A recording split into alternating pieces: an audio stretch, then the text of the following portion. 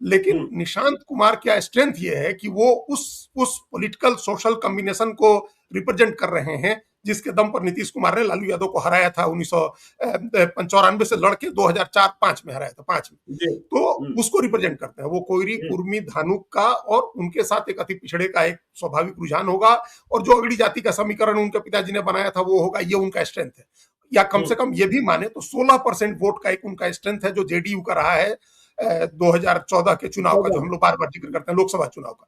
तो उस स्ट्रेंथ को रिप्रेजेंट करते हैं, तो उनकी वो ताकत है, वो उनका स्ट्रेंथ है।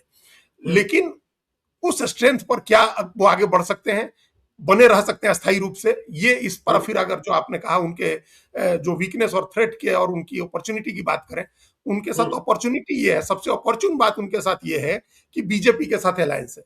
अगर बीजेपी के साथ अलायंस में रहते हैं वो, और सबसर्विएंट होना स्वीकार कर लेते हैं, मतलब बीजेपी को बड़ा भाई एक्सेप्ट कर लेते हैं, बीजेपी का जो भी नेता होगा उसके साथ जेडीयू को साथ में चलाने के लिए तैयार कर लेते हैं, तो जेडीयू का भविष्य पता नहीं कब तक रहेगा, ये बात की बात है। लेकिन अभी थोड़े दिन तक, अगले 2-3 चुनाव तक वो बीजेपी के साथ रह के अपना वजूद और अपनी प्रासंगिकता बनाए रख सकता है। ये अपॉर्चुनिटी है उनकी कि वो अलायंस बनाए रखना है।